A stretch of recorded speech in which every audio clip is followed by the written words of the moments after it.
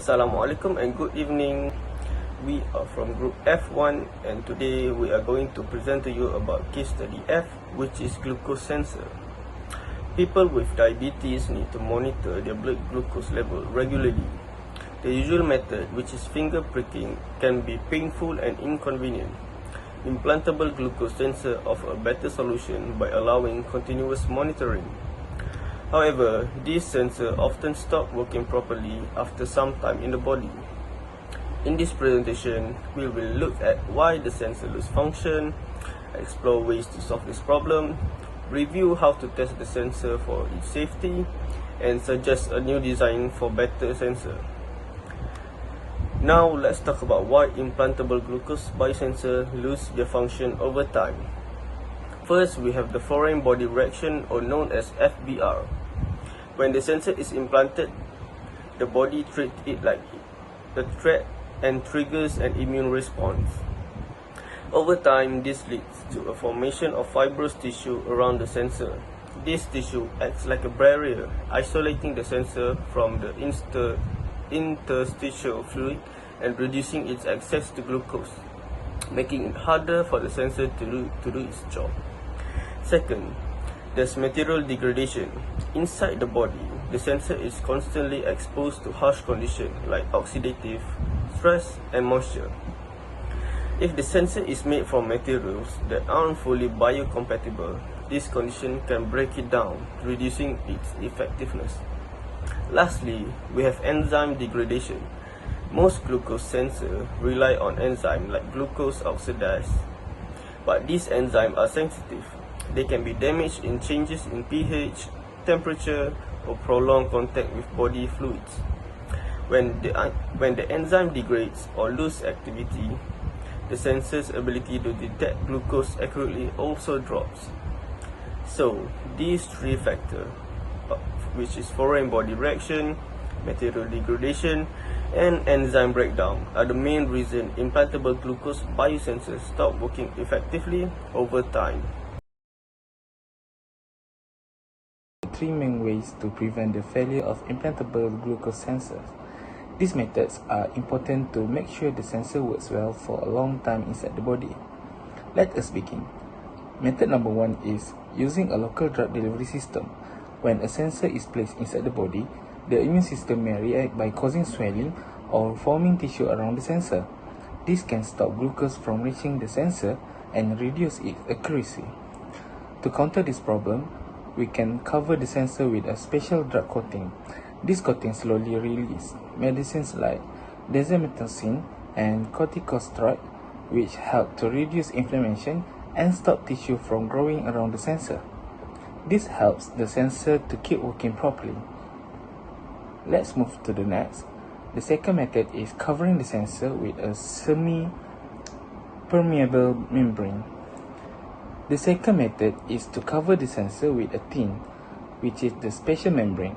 This membrane allows glucose to pass through, but it blocks larger things like protein or cells that can damage the sensor.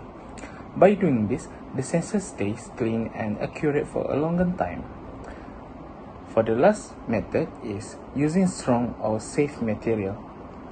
The third way is to use strong and biocompatible materials to make the sensor.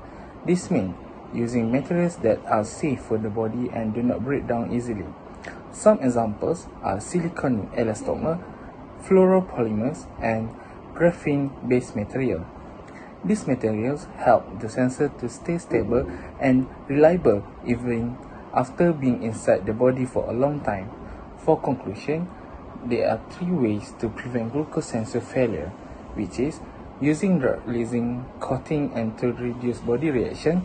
Number 2, using semi-permeable membranes to protect the sensor surface, and using strong and biocompatible materials to improve sensor life.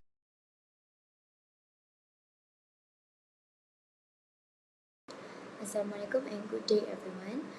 Today I will explain the biological evaluation of glucose biosensor based on ISO 1093. So this device is used to monitor blood glucose. It can either be used for a short term like a test strip or placed under the skin for a longer period like continuous glucose monitor CGM.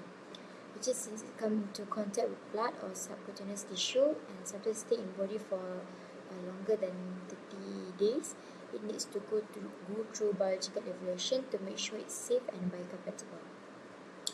And then this process is follow ISO 1093 and as part of the risk management process under ISO 14797. And the goal is to identify possible risks and then test the material used and reduce or eliminate harm to the user. Okay, now we go to required biological tests and risk management consideration. So to ensure the device is safe, the following biological tests are required, which is cytotoxicity, which is we need to check if the material harms to human cells or not. And then sensitization, which is the test for allergic reaction. Irritation test to ensure it doesn't irritate the skin or tissue. And then acute systemic toxicity, which is we need to check if it's harmful for the whole body. And then subchronic toxicity to test for longer exposure. And then for genotoxicity, we need to ensure there's no DNA damage if you use the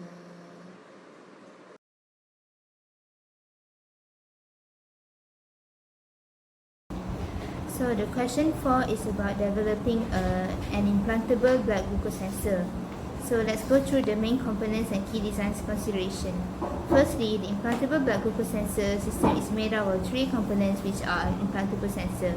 This part estimates glucose levels in interstitial fluid, which is the fluid between cells. Since it operates continuously, it must be replaced at specific intervals.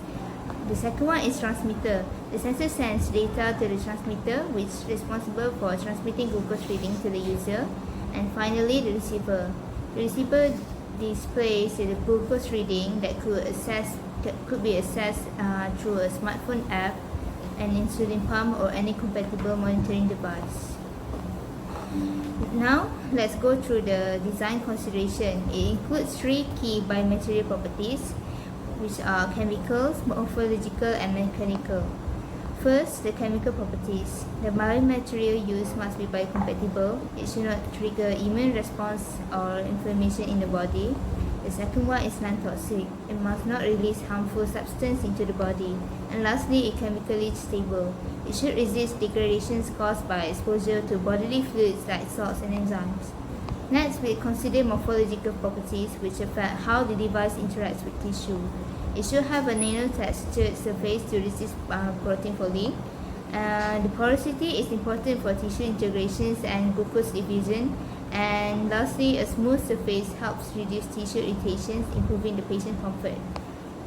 And lastly, we focus on the mechanical properties. The device must be flexible to adapt to the body motion. It should have a good tensile strength to withstand pressure and compression without damage. And lastly, a miniaturized design is essential. A small thin sensor minimizes tissue damage and enhances comfort. In conclusion, a successful implantable blood glucose sensor must be combined advanced biomedical engineering with thoughtful biomaterial selection. Ensuring the right chemical, morphological, and mechanical properties will help create a device that is safe, reliable, and comfortable for long-term use. Thank you.